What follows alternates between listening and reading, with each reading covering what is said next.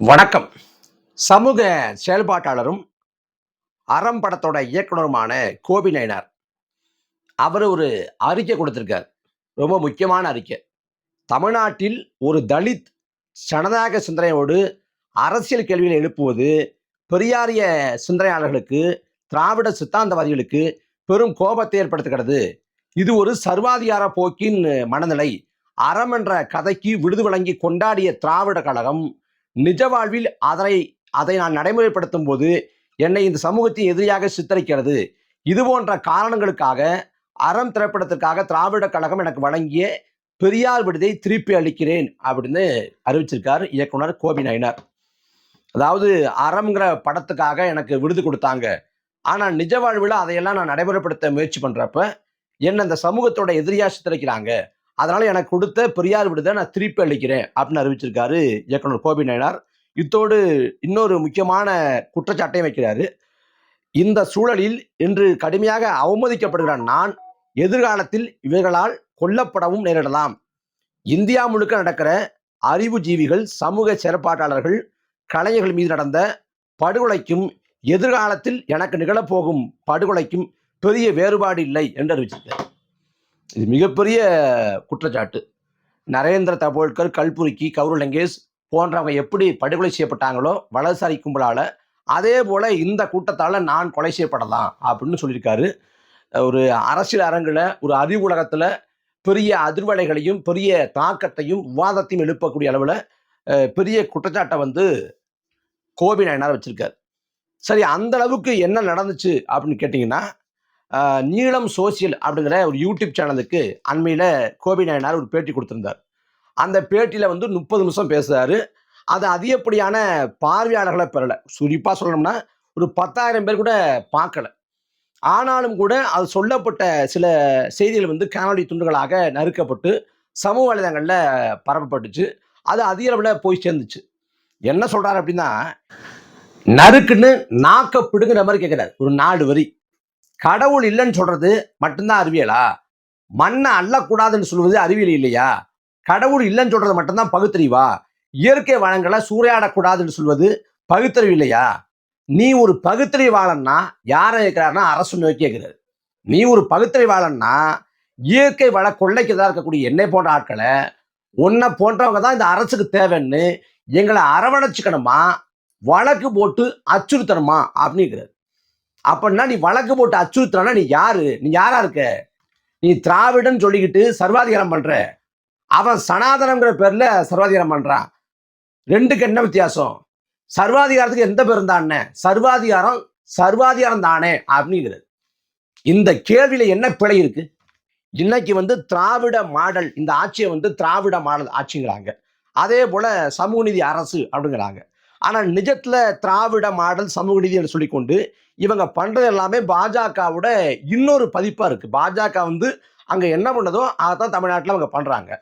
அப்படி இவங்க பண்றதை கேள்விக்குள்ளாக்குனா அதுக்கு ஒரு முத்திரை குத்துவாங்க. நீ திமுக விமர்சிக்கிற, திமுக கேள்வி எழுப்புற, நீ சங்கி அப்படின்னு முத்திரை குத்துவாங்க.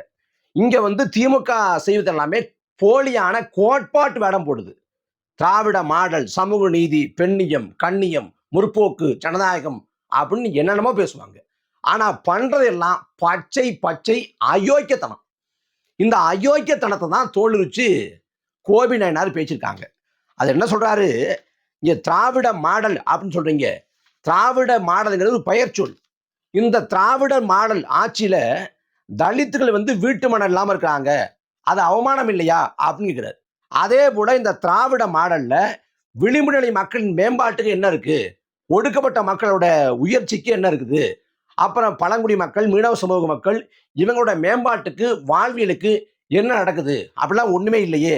அப்ப இங்க ஒரு சாலை போடப்படுதுன்னா அந்த சாலை யாருக்காக போடப்படுதுன்னா வணிகத்துக்காக போடப்படுது அப்படின்னு சொல்றாரு. இங்க முதலாளிகளுக்காக தான் ஆட்சியா நடக்குது. அடித்தட்டு உழைக்கும் மக்களுக்காகவோ, விளிம்புநிலை மக்களுக்காகவோ, இல்ல மீனவ மக்களுக்காகவோ, பழங்குடி மக்களுக்காகவோ எதுவும் நடக்கல.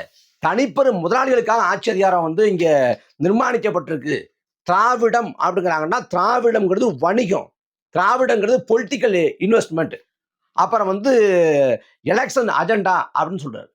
இவங்க திராவிட மக்கள்னு சொல்ற இந்த மக்களுக்கு எதுவும் பண்ண மாட்டாங்க. ஆனா திராவிடம்ங்கிற சொல்ல பிடிச்சு தொங்குவாங்க அப்படின்னு பதிவு பண்றாரு. அதுல மிக காத்திரமான விமர்சனத்தை வைக்கிறார். இன்னைக்கு வந்து பெரியார் சிலர் இருக்கிறாங்க. பெரியார் வந்து அவர் மீது 1000 முரண்பாடு உண்டு, 1000 குளறுபடிகள் அவரோட கொள்கையில உண்டுனா கூட பெரியார் வந்து விமர்சனத்தை வச்சார். அந்த விமர்சனம் நியாயமா இல்ல ஏற்புடையதாங்கிற தாண்டி எல்லாரும் மீதும் விமர்சனம் வச்சார். ஆனா இன்னைக்கு இருக்கக்கூடிய பெரியாரியவாதிகள் வந்து ஆளும் திமுகவுக்கு சொம்பு தூக்குகிற, கண்மூடித்தனமாக ஆளும் திமுகவை ஆதரிக்கக்கூடிய ஒரு கூட்டமாக மாறி போனது. அப்ப மதிவதனி குறித்து சொல்றாரு. மதிவதனி இந்த திராவிட கழகத்தில் இருக்கிறாங்கல்ல அவங்க. இந்த மதிவதனி வந்து அவங்க பேசுறப்ப வந்து விளிம்பு நிலை மக்களுக்காக, பொதுமக்களுக்காக பேசுறாங்க அப்படின்னு தோணலாம். ஆனா அவங்க யாருக்காக பேசுறாங்கன்னா, அதிகார மையங்களை பாதுகாக்க தான் பேசுறாங்க. அதிகார மையங்களை வந்து பாதுகாக்க தான் பேசுறாங்க. இன்னைக்கு சூழல்ல பிராமணர்கள் வந்து எல்லாருமே உயர்கல்வி கற்றுட்டாங்க.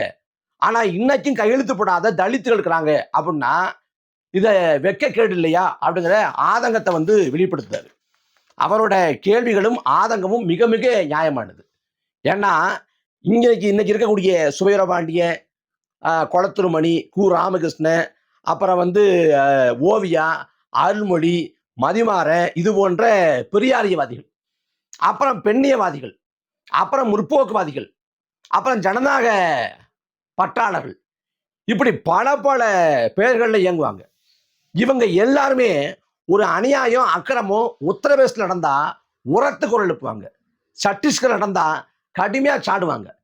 அதே போல கர்நாடகா நடந்தா கண்டிப்பாங்க. ஆனா தமிழ்நாட்டுக்குள்ள அந்த கொடுமை நடந்தா வாயே திறக்க மாட்டாங்க. ஒருபோதும் வாய் திறக்க மாட்டாங்க. ஒருவேளை தமிழ்நாட்டுக்குள்ள அதிமுக ஆட்சி காலத்தில் நடந்தா வானத்துக்கும் பூமிக்கு குதிப்பாங்க. திமுக ஆட்சி காலத்தில் நடந்தா பேச மாட்டாங்க.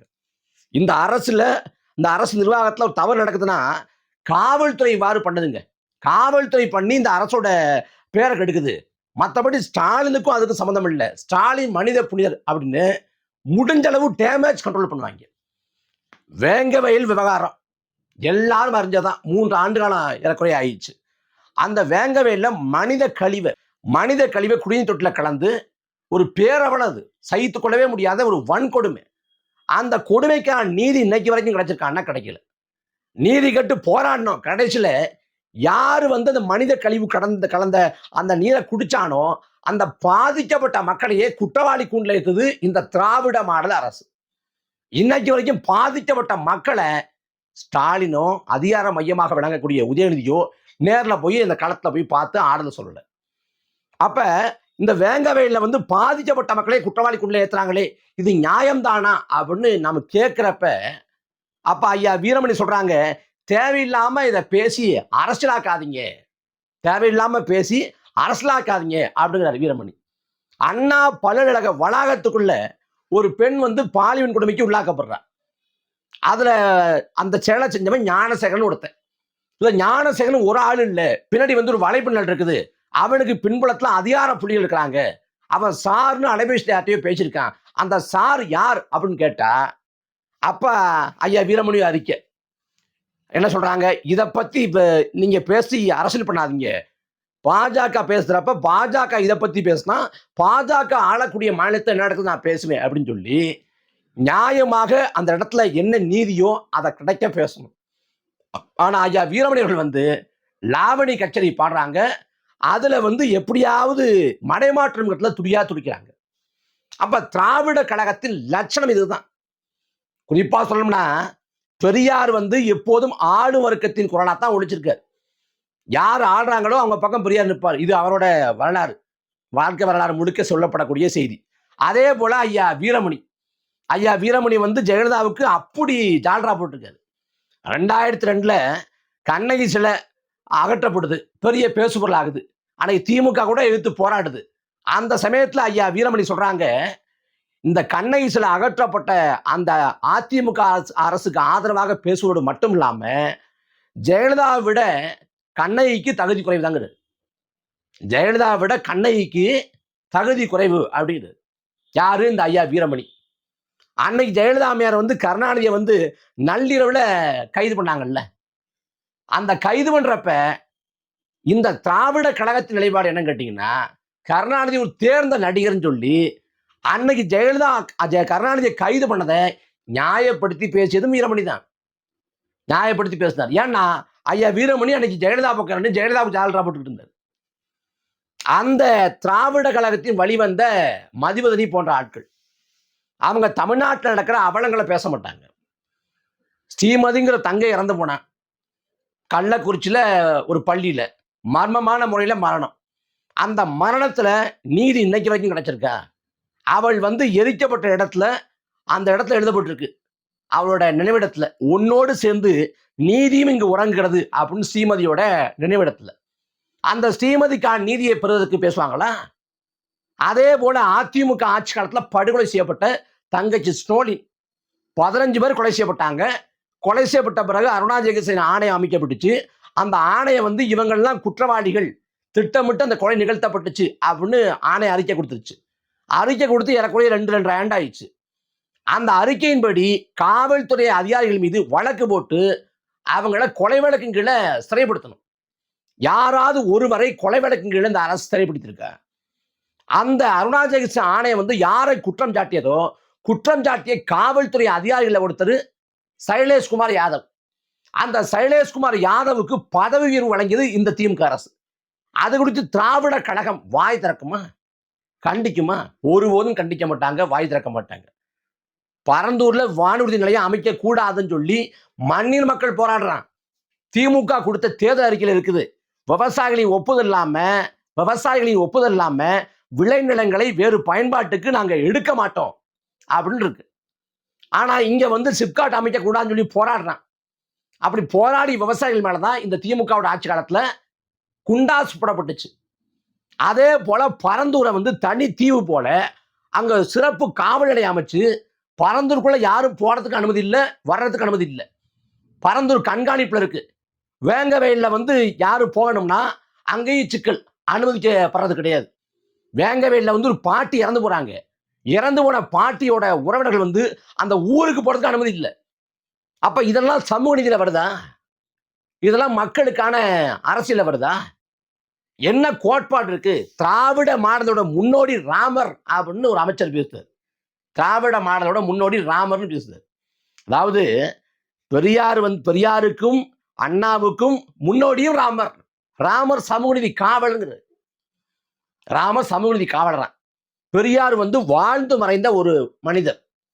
ஆனா ராமருங்கிறது இதிகாச புராண கதாபாத்திரம். வாழ்ந்து மறைந்த பெரியாருக்கு இதிகாச புராண கதாபாத்திரமான ராமரை முன்னோடி என்று சொல்லலாமா? கடும் கண்டனங்கள் என்று சொல்லி இந்த திராவிட கழகம் கண்டித்தது உண்டா? கடந்த 10 நாளுக்குள்ள பல தடவை பேசியாச்சு. எஸ்வி சேகருக்கு மாலை அணிவிச்சு பரிவட்டம் கட்டி சமஸ்கிருதத்துல 2 பார்ப்பனர்களை வச்சு மந்திரம் ஓதுறப்ப சமஸ்கிருதத்துல மந்திரம் ஓதி மாலை மரியாதை பண்ற அதை பார்த்து சொல்றாரு அமைச்சர் மா சுப்பிரமணியன், இது திராவிட மாடல் மரியாதைங்கிறார்.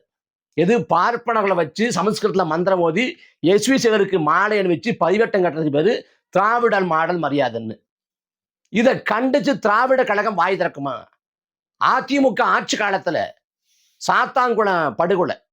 சாத்தான்குளத்துல காவல் நிலைய படுகொலை, அதை எல்லாரும் கண்டித்தோம். இன்னைக்கு திமுக ஆட்சி காலத்துல குறைஞ்சபட்சம் மிக குறைந்தது 20க்கும் மேற்பட்ட காவல் நிலைய படுகொலைகள். இந்த படுகொலைகளை கண்டித்து திராவிட கழகம் பேசுமா? பேச துணிவு இருக்கா? அம்பாசமுத்திரத்துல பல்வீர் சிங் அப்படிங்கிற காவல்துறை அதிகாரி பல்லப்படுகினான். அது அப்பட்டமான குற்றம். அவனை கைது பண்ணி சிறைப்படுத்தலாம். ஆனா வழக்கு போட்டு ஒருபோதும் சிறைப்படுத்தவே இல்லை. இது குறித்து திராவிட கழகம் பேசுமா? தமிழ்நாட்டில் தங்கு தடை இல்லாம கனிம வள கொள்ளை, மலைகளை தகர்த்து கொண்டு போறேன், மண்ணை கொள்ளையடிக்கிறேன். அந்த கனிம வள கொள்ளைக்கு எதிராக போராடியதற்காக ஜகபர் அலி அப்படிங்கிற ஒரு சமூக செயற்பாட்டாளர் வாகனத்தை விட்டு ஏற்றி கொலை செய்யப்படுறார். இந்த கனிமோட கொள்ளைக்கு எதிராக, தமிழ்நாட்டில் நடக்கக்கூடிய கனிமோட கொள்ளைக்கு எதிராக திராவிட கழகம் போராடுமா? டாஸ்மாக்ல 1000 கோடி ஊழல், 1000 கோடியே குறைவானதுங்கிறாங்க.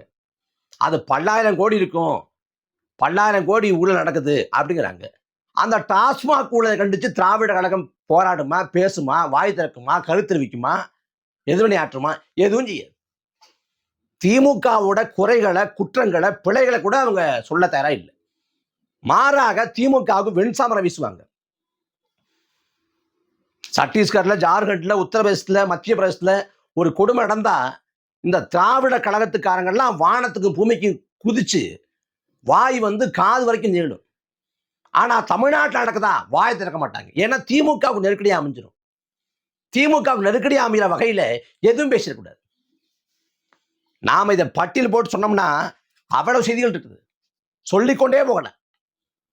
அவ்வளவு சமூக அவலங்கள், கொடுமைகள், எதேச்சதிகார போக்கு, அடக்குமுறை, ஒடுக்குமுறை எல்லாம் நடக்குது. ஆனா இது குறித்து பேசுறது இல்லை. கடந்த காலத்துல அம்மையார் கனிமொழி போராடினாங்க, மதுவிலக்கு கெட்டு போராடினாங்க. இந்தியாவில இளம்பதி விலை கொண்ட மாநிலம் தமிழ்நாடு இருந்தாங்க. இன்னைக்கு அதிகப்படியான மதுவை தாண்டி கள்ளச்சாராயம் குடிச்சு மட்டும் இந்த திமுக ஆட்சியில 106 பேர் இறந்து போயிருக்கேன். இதுல 2 பேரு கள்ளச்சாராயம் காய்ச்சவனை எதிர்த்து கேள்வி கேட்டதால 2 இளைஞர்கள் கடந்த மாதம் மயிலாடுதுறை பக்கம் வந்து குத்தி கொலை செய்யப்பட்டிருக்காங்க. கஞ்சா, அபின் போன்ற போதைப் பொருட்களின் புழக்கம் இதுவரை இல்லாத அளவில் இருக்கு. கஞ்சா கடைக்கோடி வரைக்கும் போயிடுச்சு. தலைநகரம் தொடங்கி கடைக்கோடி கிராமம் வரைக்கும் கஞ்சா இருக்கு. அப்ப நிர்வாகம் எந்த லட்சத்தை இருக்கு? ஒடுக்கப்பட்ட மக்கள் மீதான தாக்குதல், பட்ட பகல்ல ஆணவ கொலை பண்றான், தொடர்ச்சியான ஆணவ கொலைகள். அந்த ஆணவ கொலைகளுக்கு எதிராக தனிச்சட்டம் இயற்றணும். அண்ணன் திருமா கோரிக்கை வைக்கிறாங்க, எவிடன்ஸ் கருத்து கோரிக்கை வைக்கிறாங்க, நாம் தமிழர் கட்சி கோரிக்கை வைக்குது, பலரும் கோரிக்கை வைக்கிறோம். ஆணவ கொலைகளுக்கு எதிராக தனிச்சட்டம் இயற்றப்படணும்னு. ஆனா இந்த அரசு வேங்கவையில் சாதிய வன்கொடுமையே அந்த சாதிய வன்கொடுமைங்கிறத நீக்கிட்டு சாதாரண குற்ற வழக்கா வச்சிருக்கு. இங்க பெரம்பலூர் பக்கம் நினைக்கிறேன். பெரம்பலூர் பக்கம் வந்து மணிகண்டங்கிற ஒரு ஆதி தமிழ் இளைஞன் அவன் காவல்துறை முன்னிலையில கழுத்தறுத்து கொலை செய்யப்படுறான். காவல்துறை துணையோடு காவல்துறை முன்னிலையில கழுத்தறுத்து கொலை செய்யப்படுறான். சர்வசாதாரணமா நடக்குது. அதே போல வந்து சிவகங்கை பக்கம் அங்க ஆட்டோ ஓட்டினா இது புல்லட் ஓட்டினான்னு சொல்லிட்டு கையை விட்டாங்க. கபடியில் ஒருத்தன் வெண்டுட்டான்னு சொல்லி கையை விட்டுறாங்க. ஒடுக்கப்பட்ட மக்கள் மீதான தாக்குதல் எல்லை மீறி போய்கொண்டிருக்கு. சர்வசாதாரணமா நடக்குது. திராவிட கழகம் இதுக்கெல்லாம் எதிராக களத்துல இறங்குதா? வாய் திறக்குதா? அவைகளுக்கு வச்சிருக்காங்க. இந்த மதிவதனி போன்ற ஆட்கள் வந்து தொலைக்காட்சி விவாதங்களை ஸ்கோர் பண்ணணும்னா வலதுசாரி நித்யானந்தன் ஒரு ஐயா 70 வயசு தாண்டி இருக்கவருக்கு ஒரு பாவம், ஒரு பரிதாபத்துக்குரிய ஜீவன். ஒரு ஃப்ளோல வந்து சரளமா களத்திலே வைக்க முடியாது. அந்த நேரத்தில் வந்து யோசிச்சுட்டு அப்படின்னு பதில் சொல்ல முடியாது. அப்படி திறனற்றவர் தான் அவரு. அந்த வலதுசாரி நித்யானந்தனை இல்ல ஸ்ரீராம இப்படி யாராவது ஒருத்தரை வந்து மொக்கையான ஆட்களை உட்கார வச்சு அவங்களை அடிப்பாங்க. மதிவதனி அவங்களை அடிச்சு ஸ்கோர் பண்ணிடுறது. தமிழ் தேசியவாதிகளோட எதுக்கு உட்காருங்கள நீங்க விவாதிக்க வாங்களே. இந்த பெரியார் குறித்தான வாத பிரதிவாதங்கள் போய்கொண்ட சமயத்துல எந்த தொலைக்காட்சிக்கும் திராவிட கழகத்துல யாரும் ஏன் பங்கேற்கல? மதிவதனி உட்கார வேண்டியதானே, உட்கார்ந்து பேச வேண்டியதானே, ஏன் உட்கார்ந்து பேசல? உட்கார்ந்து பேசா தெரிஞ்சிருக்கும் உங்களோட கருத்தியல் செறிவு, உங்களோட விவாத ஆற்றல், தர்க்கறிவு எல்லாம் அப்ப தெரிஞ்சிருக்கும். மதுவதனி எல்லாம் உருவாக்குறாங்க, ஒரு பிம்பமா உருவாக்குறாங்க. இவங்க இந்தி மொழி திணிப்பு இதை வச்சு ஒரு 10 நாள் உருட்டினாங்க. பாஜகன்னு தமிழ்நாட்டில் பாஜக இல்லை, மத்தியில் ஆட்சியா இருக்கு, தமிழ்நாட்டில் பாஜக இல்லை. இல்லாத பாஜகவை பெரிய பூதாகரப்படுத்தி சித்தரிச்சு இல்லாத எதிரியை கொண்டாந்து காட்டி தமிழ்நாட்டில் எல்லா வாக்களையும் உருவப்படுத்துறது. பாஜக உள்ள புந்துரும், எங்களுக்கு ஓட்டு போடுங்கன்னு. இதுக்கு ஒத்து ஊதுறதுக்கு, ஜால்ரா போடுறதுக்கு இந்த பெரியாட்சிகள்ங்கிற பேர்ல இந்த ஒட்டுண்ணிகள், இந்த அல்லக்கைகள், ஆடு மரசோட ஊதுக்குழல்கள், இதுல அண்ணன் கோவி நயினார் சொன்னதெல்லாம் முழுக்க முழுக்க ஒரு அறச்சீற்றம், நியாயமான கருத்து, உள்ள குமுறலின் வெளிப்பாடு. நியாயமா சொல்றாரு. இவங்கெல்லாம் மக்களுக்காக பேசுறது போல தெரியுது, ஆனா மக்களுக்காக பேசுறது இல்லை. மாறா வந்து ஆணு வர்க்கத்தின் கைப்பாவையா இருக்காங்க. ஆணு வர்க்கத்துக்கு இது பேச மாட்டாங்க. இவங்க அரசை வந்து பாதுகாக்கிற முயற்சி ஈடுபடுறாங்க அப்படின்னு நியாயமான தனது ஆதங்கத்தை வெளிப்படுத்துது. அப்ப மதிவதனி என்ன பண்ணணும்? இல்ல, நான் ஆணு வர்க்கத்துக்கு தான் பேசுறேன், மத்திய அரசுக்கு எதிராகவும் பேசுறேன், மாநில அரசுக்கு எதிராகவும் பேசுறேன், மாநில அரசோட இதுக்கெல்லாம் எதிராக நான் பேசியிருக்கேன் அப்படின்னு அவங்க பட்டியல் போடலாம், விளக்கம் தரலாம், கருத்தை வைக்கலாம், தர்க்கம் வரலாம். அதை விட்டுட்டு ஐயோ என்ன விமர்சிட்டாங்களே அப்படின்னு போய் ஒப்பாரி வச்சு அதுக்கு 4 பேர் கிளம்பி வர்றான். ஐ ஸ்டாண்ட் வித் மதிவதனி நாங்க கூட இருக்கோம் அப்படின்னு கிளம்பி வர்றேன். சாதாரண ஒரு விமர்சனம், அரசியல் விமர்சனம். அதுல வந்து மதிவதனி சரியா செயல்படல அப்படின்னு சொல்றாரு. அவங்க வந்து மக்களுக்காக குரலா ஒழிக்கலன்னு சொல்றாரு. அதுக்கு மறுப்போ விளக்கமோ கருத்தோ பதிலோ சொல்லலாம்.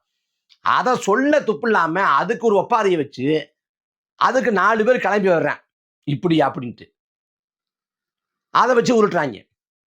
திமுகவை சேர்ந்த வேட்டை நாய்கள், அறிவாளத்துல போடுற எலும்பு துண்டுகளுக்காக குறைக்கக்கூடிய வேட்டை நாய்கள் எங்க ஆட்களை தாண்டி நீங்க பொதுவான ஆட்களை எவ்வளவு கடிச்சு கொதறேன், எவ்வளவு தனிநபர் தாக்குதல், எவ்வளவு ஆபாச கூச்சல். சிவாஜி கிருஷ்ணமூர்த்தி ஒரு பரதேசியை வச்சிருக்காங்க அந்த கட்சியில. அவனுக்கு ஒரு வாக்கியத்தை கெட்ட வார்த்தை இல்லாம பேச தெரியாது. அவனை வெக்கம் இல்லாம மாநில தலைமையில பேச்சாளராக இன்னமும் வச்சிருக்காங்க இந்த கட்சியில. கேட்டா உதயநிதி அவரோட தீவிர ரசிக்கிறான். உதயநிதியோட அபிமானத்தை பெற்றதால சிவாஜி கிருஷ்ணமூர்த்தியை ஒண்ணும் பண்ண முடியாங்கிறாங்க. அந்த கட்சியில புதுக்கோட்டை அப்துல்லான்னு ஒருத்தர் இருக்காரு. கஸ்தூரி திராவிடியாங்கிற வார்த்தையை போட்ட உடனே அவர் ஒரு வார்த்தையை அறிமுகப்படுத்தார். தேசிடியா அப்படின்னு. இந்த திராவிடியா தேசிடியா அந்த வார்த்தைகள்லாம் உங்க பெண்ணியம் கண்ணியத்துல வருமா? அது குறித்தெல்லாம் திராவிட கழகம் மதிவதம் அறிவித்திருப்பாங்களா? சேகர் பாபுட மகள் நான் பழிவாங்கப்படுறேன் எங்க அப்பா வேலை அப்படின்னு கருப்பணியா இருக்கிறப்ப கண்ணீர் மல்க பேசினாங்களே. அப்ப இந்த மதிவதனி, இந்த ஓவியா, இந்த அருள்மொழி வாய் திறந்தாங்களா? ஒருபோதும் வாய் திறக்க மாட்டாங்க. அதனால இதுல இன்னைக்கு பெரியாரிஸ்டுகள் ஆளு வர்க்கத்தின் ஊதுகுழலாக, ஆளு வர்க்கத்தின் கைப்பாவையாக அரசாங்கத்தில் இருக்கக்கூடியவங்களுக்கு, ஆட்சியாளருக்கு ஒட்டுணியா இருக்காங்க கடந்து அடிப்படையில் பெரியாரே அப்படிதான் இருந்தார்.